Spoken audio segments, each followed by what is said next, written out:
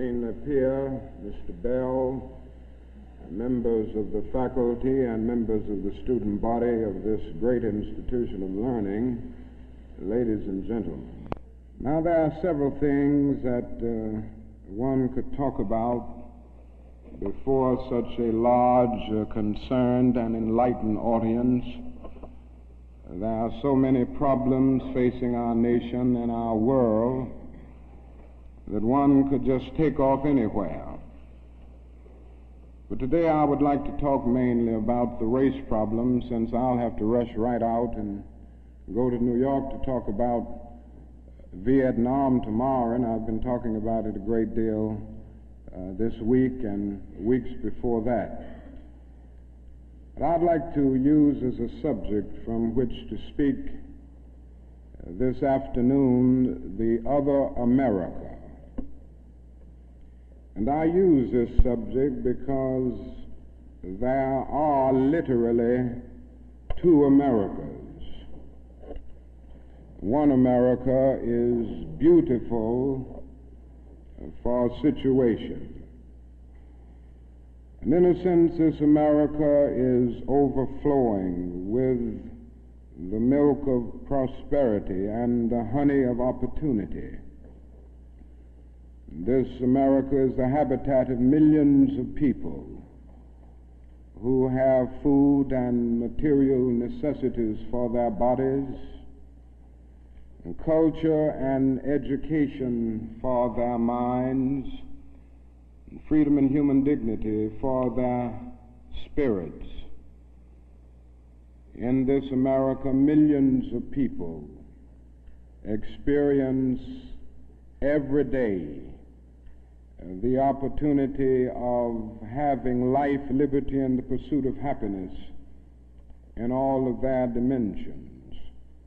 And in this America, millions of young people grow up in the sunlight of opportunity. But tragically and unfortunately, there is another America. This other America has a daily ugliness about it that constantly transforms the buoyancy of hope into the fatigue of despair. In this America, millions of work-starved men walk the streets daily in search for jobs that do not exist. In this America, millions of people find themselves living in rat-infested, vermin-filled slums. In this America, people are poor by the millions, and they find themselves perishing on a lonely island of poverty in the midst of a vast ocean of material prosperity. In a sense, the greatest tragedy of this other America is what it does to little children. Little children in this other America are forced to grow up with clouds of inferiority forming every day in their little mental skies. And as we look at this other America, we see it as an arena of blasted hopes and shattered dreams. Many people of various backgrounds live in this other America. Some are Mexican Americans, some are Puerto Ricans, some are Indians, some happen to be from other groups. Millions of them are Appalachian whites. Probably the largest group in this other America, in proportion to its size in the population, is the American Negro. The American Negro finds himself living in a triple ghetto, a ghetto of race, a ghetto of poverty, a ghetto is to deal with this problem of the two Americas. We are seeking to make America one nation, indivisible, with liberty and justice for all. Now let me say that the struggle for civil rights, or the struggle to make these two Americas one America, is much more difficult today than it was 5 or 10 years ago. For about a decade or maybe 12 years, we've struggled all across the South in glorious struggles to get rid of legal, overt segregation and all of the humiliation that surrounded that system of segregation. In a sense, this was a struggle for decency. We could not go to a lunch counter in so many instances and get a hamburger or a cup of coffee. We could not make use of public accommodations. Public transportation was segregated, and often we had to sit in the back, and within transportation within cities, we often had to stand over empty seats because sections were reserved for whites only. We did not have the right to vote in so many areas of the South. And the struggle was to deal with these problems. Now, certainly they were difficult problems. They were humiliating conditions. And by the thousands, we protested these conditions. We made it clear that it was ultimately more honorable to accept jail cell experiences than to accept segregation and humiliation. By the thousands, students and adults decided to sit in at segregated lunch counters to protest conditions there. And when they were sitting at those lunch counters, they were in reality standing up for the best in the American dream and seeking to take the whole nation back to those great wells of democracy which were dug deep by the founding fathers in the formulation of the Constitution and the Declaration of Independence. Many things were gained as a result of these years of struggle. In 1964, the Civil Rights Bill came into being after the Birmingham movement, which did a great deal to subpoena the conscience of a large segment of the nation to appear before the judgment seat of morality on the whole question of civil rights.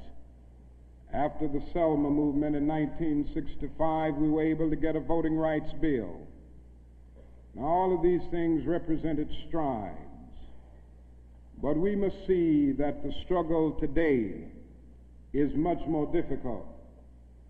It's more difficult today because we are struggling now for genuine equality. And it's much easier to integrate a lunch counter than it is to guarantee a livable income and a good, solid job.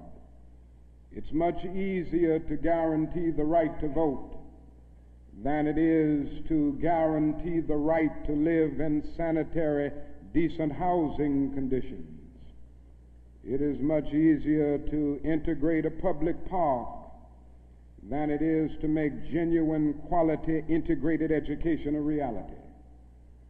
And so today we are struggling for something which says we demand genuine equality. It's not merely a struggle against extremist behavior toward Negroes.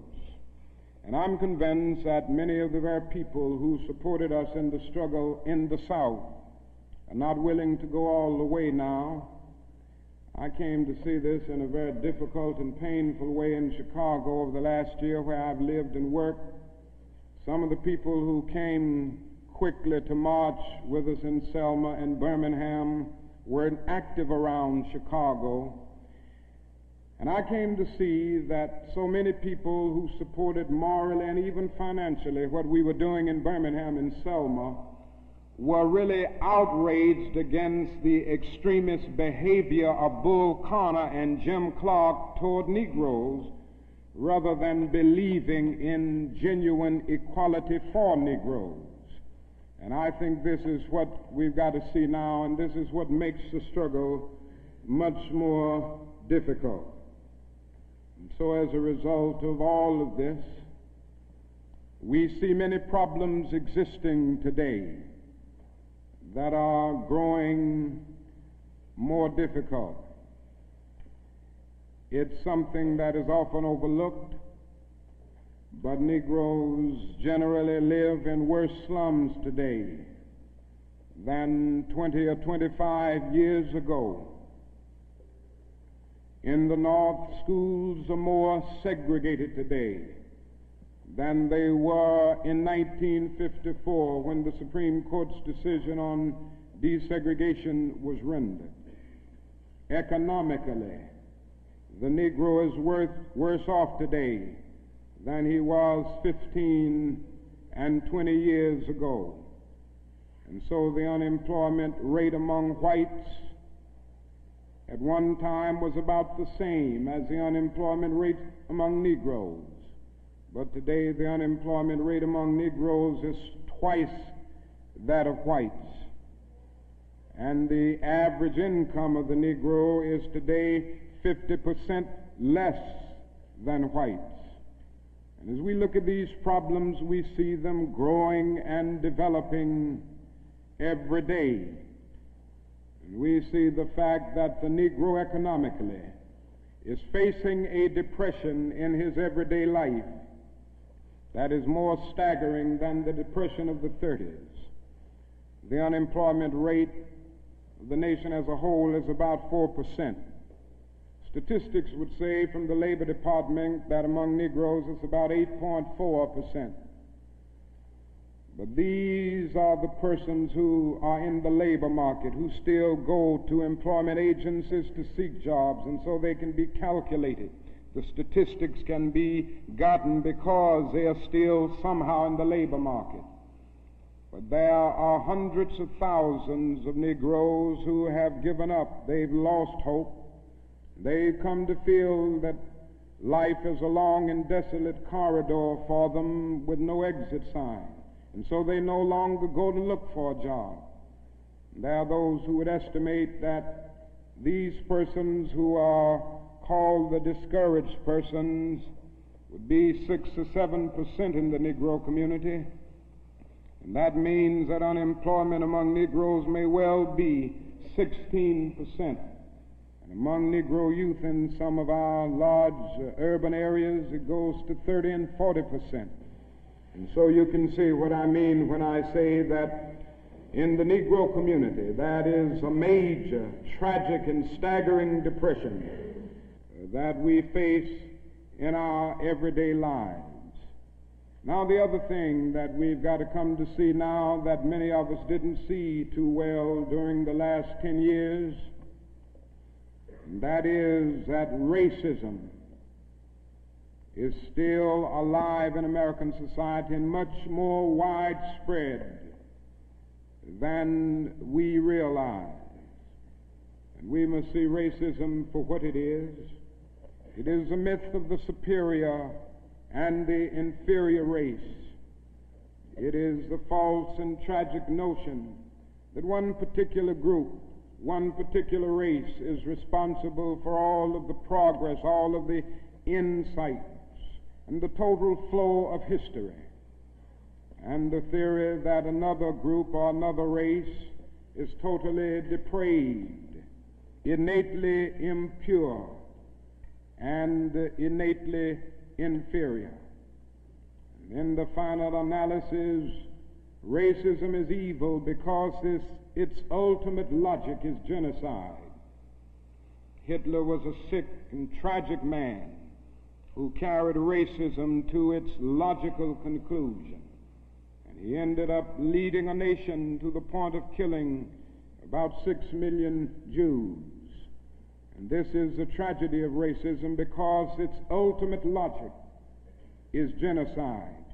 If one says that I am not good enough to live next door to him, if one says that I am not good enough to eat at a lunch counter, or to have a good, decent job, or to go to school with him, merely because of my race, he is saying consciously or unconsciously that I do not deserve to exist. To use a philosophical analogy here, racism is not based on some empirical generalization. It is based rather on an ontological affirmation. It is not the assertion that certain people are behind culturally or otherwise because of environmental conditions. It is the affirmation that the very being of a people is inferior. And this is the great tragedy of it. Now, I say that however unpleasant it is, we must honestly see and admit that racism is still deeply rooted all over America. It's still deeply rooted in the North, and it's still deeply rooted in the South. Now, this leads me to say something about another discussion that we hear a great deal, and that is the so-called white backlash. I would like to honestly say to you that the white backlash is merely a new name for an old phenomenon. It's not something that just came into being because shouts of black power, or because Negroes engaged in riots in Watts, for instance. The fact is that the state of California voted a fair housing bill out of existence before anybody shouted black power, or before anybody rioted in Watts. It may well be that shouts of black power and riots in Watts and the Harlems and the other areas are the consequences of the white backlash rather than the cause of them.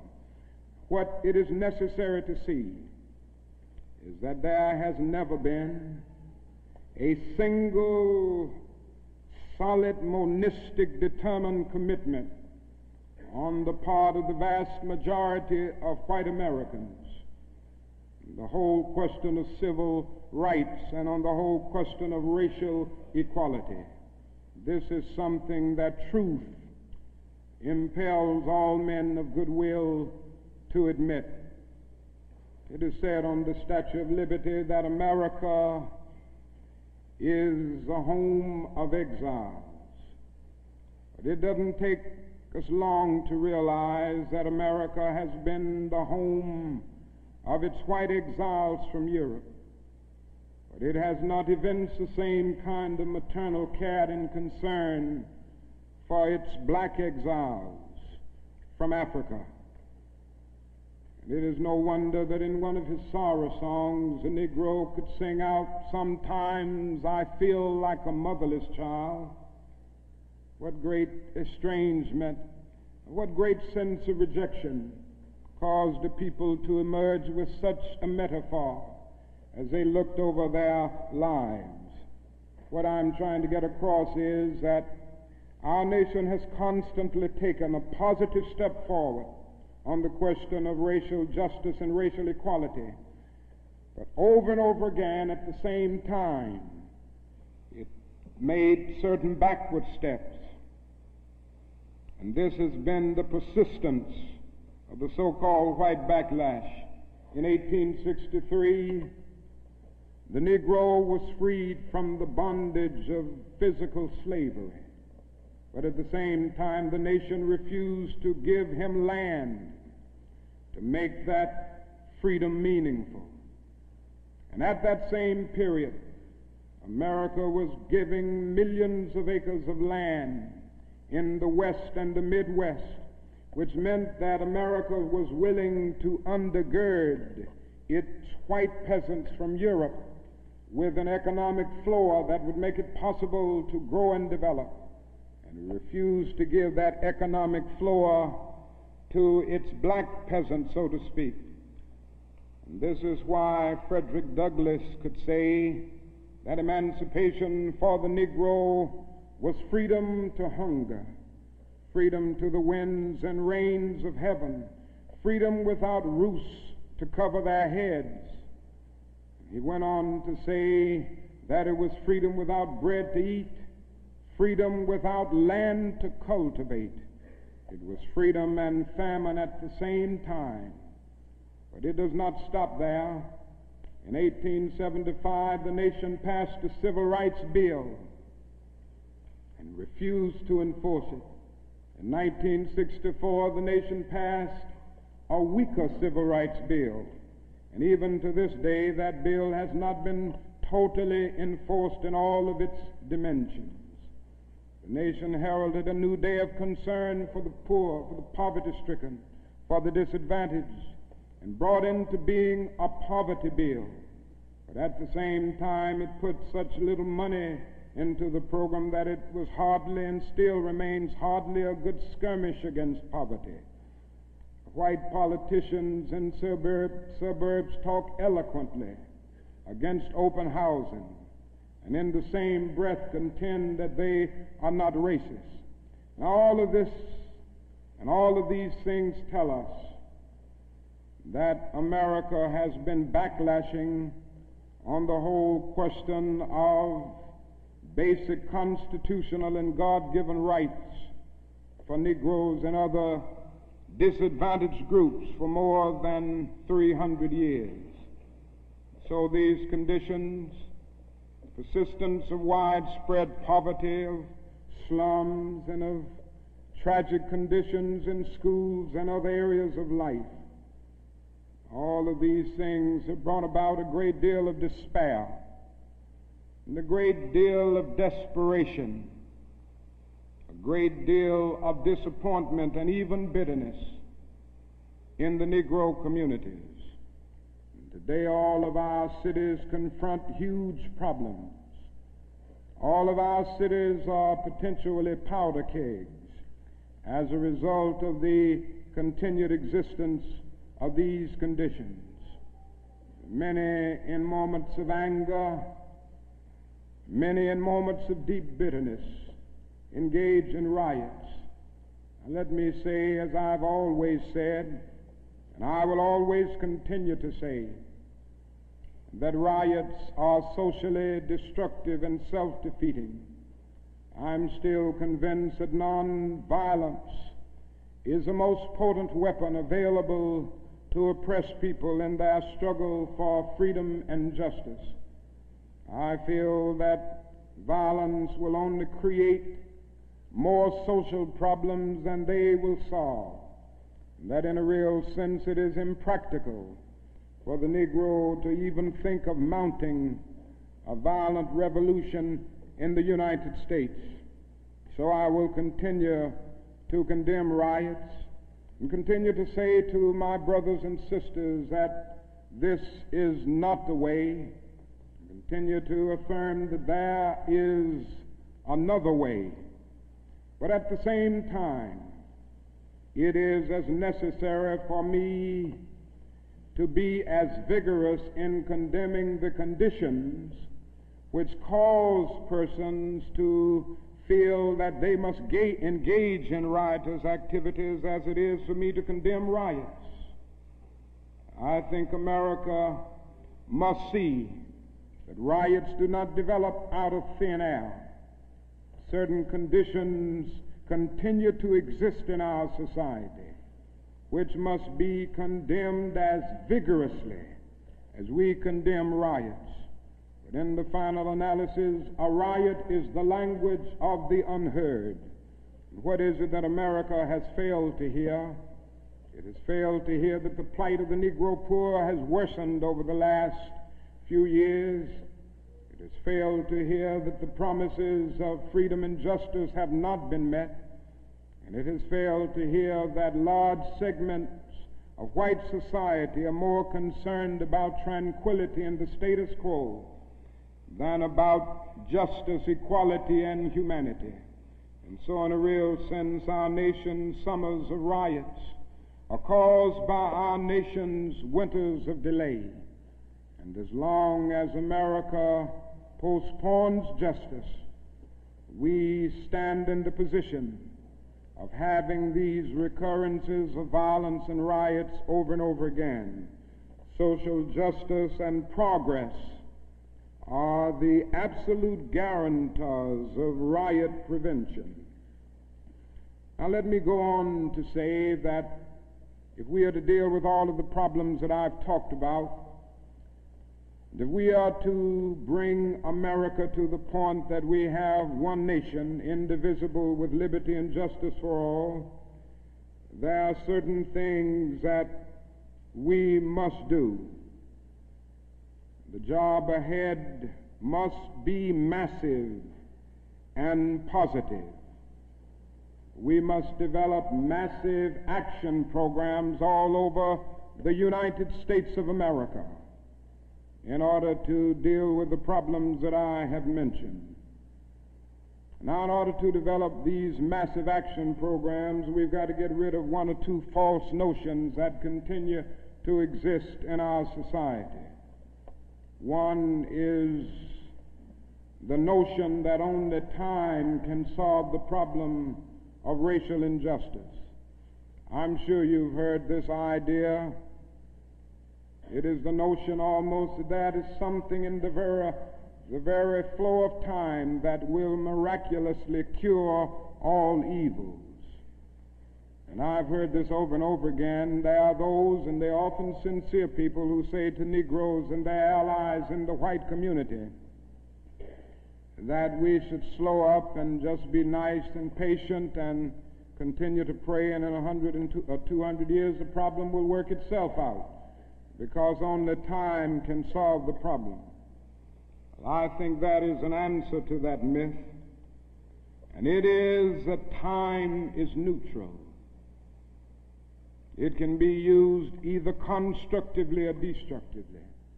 And I'm absolutely convinced that the forces of ill will in our nation, the extreme righteous in our nation, have often used time much more effectively than the forces of goodwill.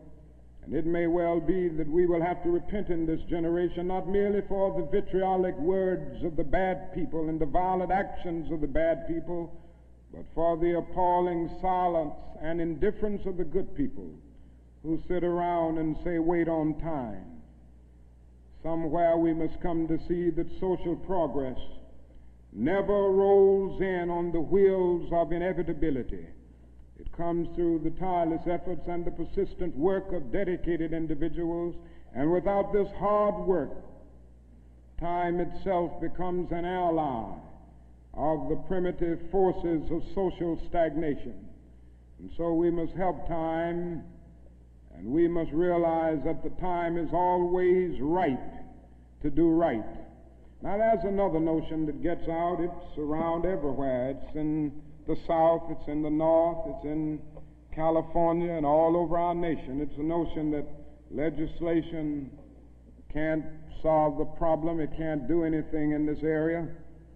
And those who project this argument contend that you've got to change the heart, and that you can't change the heart through legislation.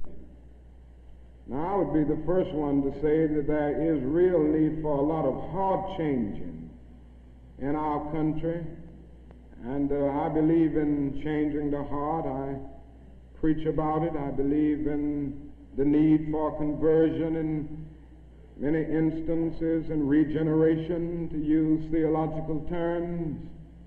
And I would be the first to say that if the race problem in America is to be solved, the white person must treat the Negro right, not merely because the law says it, but because it's natural, because it's right, and because the Negro is his brother. And so I realize that if we are to have a truly integrated society, men and women will have to rise to the majestic heights of being obedient to the unenforceable. But after saying this, let me say another thing which gives the other side, and that is that although it may be true that morality cannot be legislated, behavior can be regulated. Even though it may be true that the law cannot change the heart, it can restrain the heartless. Even though it may be true that the law cannot make a man love me, it can restrain him from lynching me, and I think that's pretty important also. And so while the law may not change the hearts of men, it can and it does change the habits of men. And when you begin to change the habits of men, pretty soon the attitudes will be changed, pretty soon the hearts will be changed.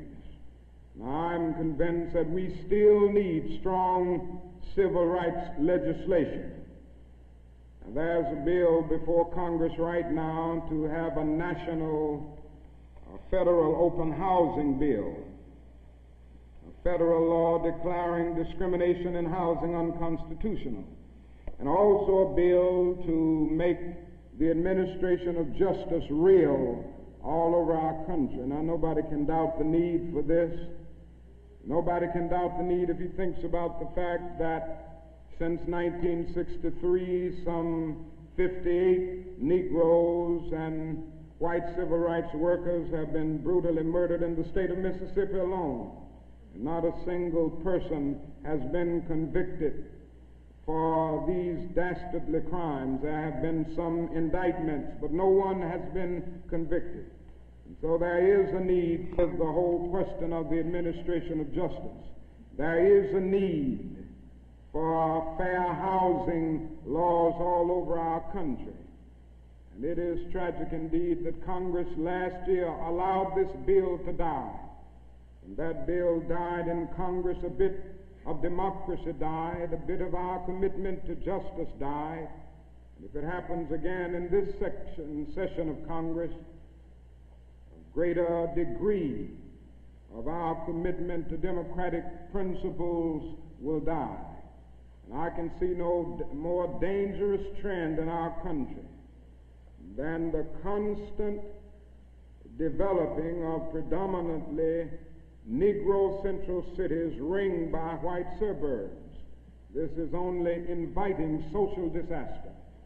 And the only way this problem will be solved is by the nation taking a strong stand, and by state governments taking a strong stand against housing segregation and against discrimination in all of these areas.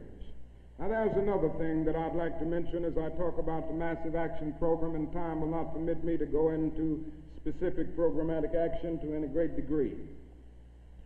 But it must be realized now that the Negro cannot solve the problems by himself. There again, there are those who always say to Negroes, why don't you do something for yourself? Why don't you lift yourselves by your own bootstraps? And we hear this over and over again. Now, certainly, there are many things that we must do for ourselves and that only we can do for ourselves. Certainly we must develop within a sense of dignity and self-respect that nobody else can give us, a sense of manhood, a sense of personhood, a sense of not being ashamed of our heritage, not being ashamed of our color.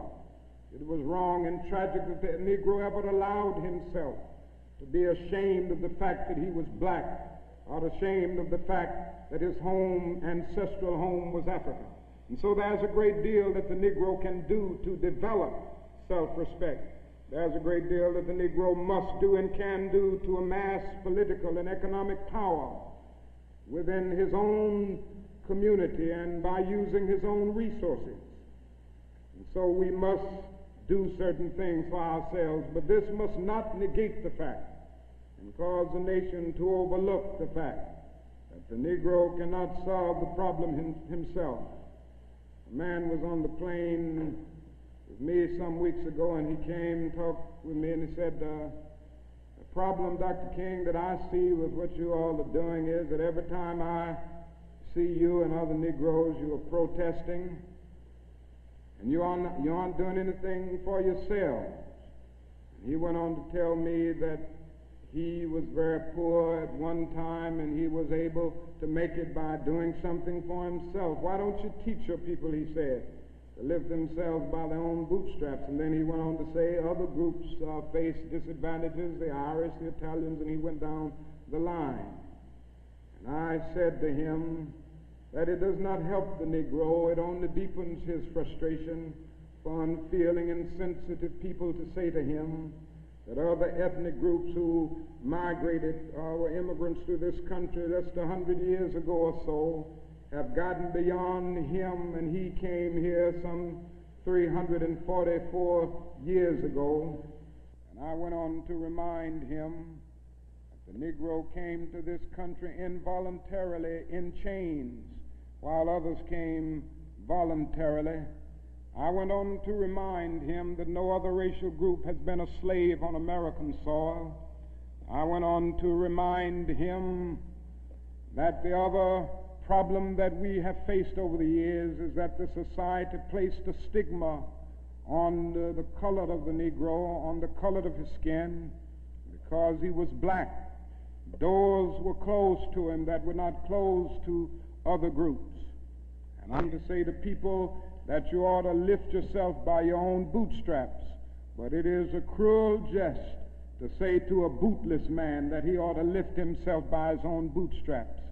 And the fact is that millions of Negroes, as a result of centuries of denial and neglect, have been left bootless, and they find themselves impoverished aliens in this affluent society. And that is a great deal that the society can and must do if the Negro is to gain the economic security that he needs. Now, one of the answers, it seems to me, is a guaranteed annual income, a guaranteed minimum income for all people and for all families of our country. It seems to me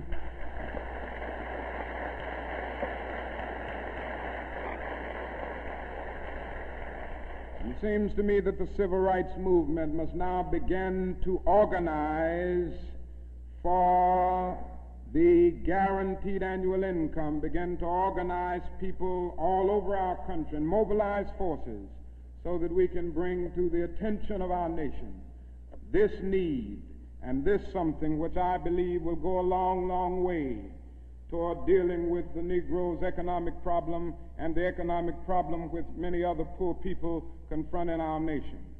Now, I said I wasn't going to talk about Vietnam, but I can't make a speech without mentioning some of the problems that we face there, because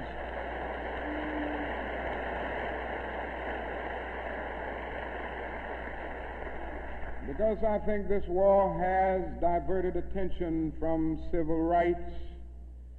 It has strengthened the forces of reaction in our country and has brought to the forefront the military-industrial complex that even President Eisenhower warned us against at one time.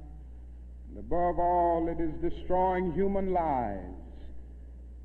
It's destroying the lives of thousands of the young, promising men of our nation, destroying the lives of little boys and little girls in Vietnam.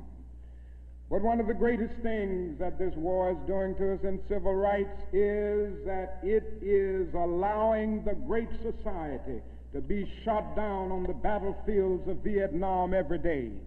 And I submit this afternoon that we can end poverty in the United States. Our nation has the resources to do it. The national gross product of America will rise to the astounding figure of some $7 this year.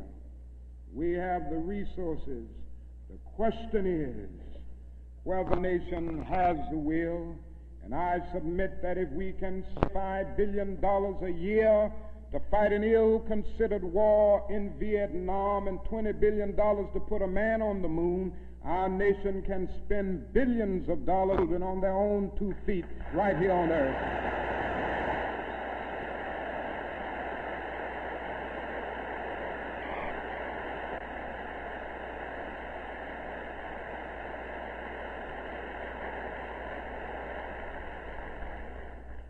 Let me say another thing that's more in the realm of the spirit, I guess.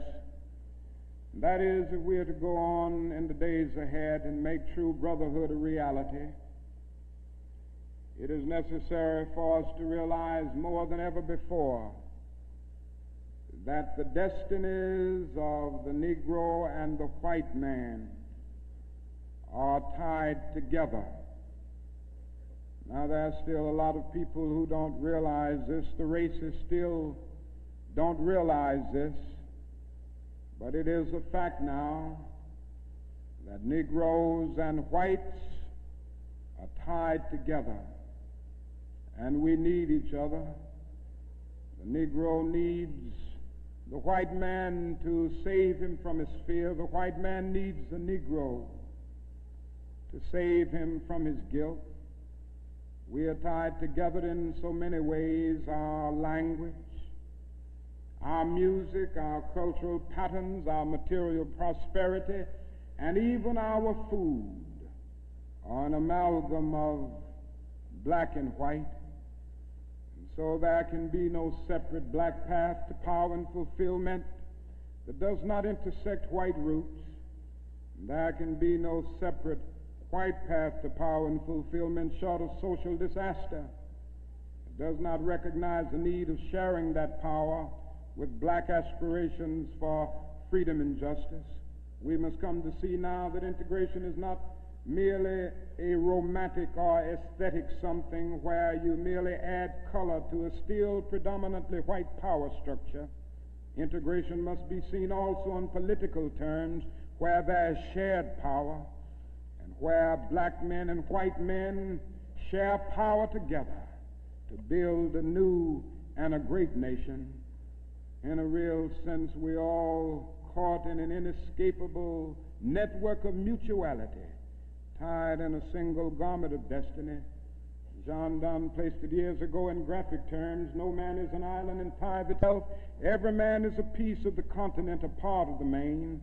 And he goes on toward the end to say, any man's death diminishes me because I'm involved in mankind.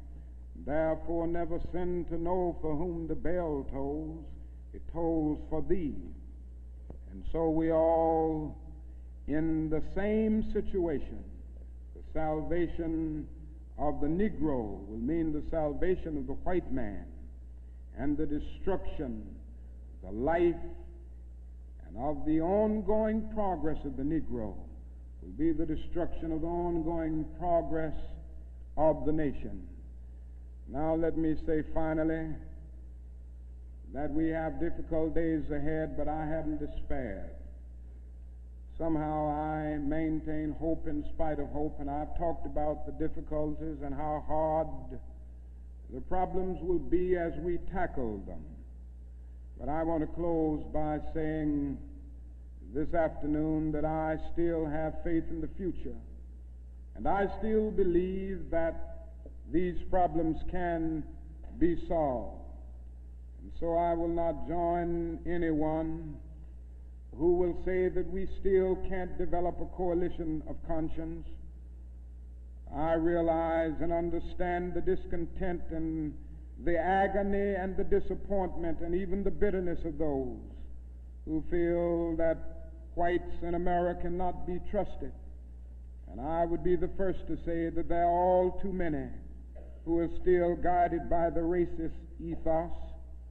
But I am still convinced that there are still many white persons of goodwill, and I'm happy to say that I see them every day in the student generation, who cherish democratic principles and justice above principle, and who will stick with the cause of justice and the cause of civil rights and the cause of peace throughout the days ahead. And so I refuse to despair. I think we're going to achieve our freedom, because however much America strays away from the ideals of justice, the goal of America is freedom. Abused and scorned though we may be, our destiny is tied up in the destiny of America. Before the Pilgrim Fathers landed at Plymouth, we were here. Before Jefferson etched across the pages of history the majestic words of the Declaration of Independence, we were here. before the beautiful words of the Star-Spangled Banner were written, we were here. And for more than 2 centuries, our forebears labored here without wages. They made cotton king. They built the homes of their masters in the midst of the most humiliating and oppressive conditions. And yet out of a bottomless vitality, they continued to grow and develop. And I say that if the inexpressible cruelties of slavery couldn't stop us, the opposition that we now face, including the so-called white backlash, will surely fail. We're going to win our freedom because both the sacred head of our nation and the eternal will of the Almighty God are embodied in our echoing demands. And so I can still sing, we shall overcome. We shall overcome because the arc of the moral universe is long, but it bends toward justice. We shall overcome because Carlyle is right. No lie can live forever.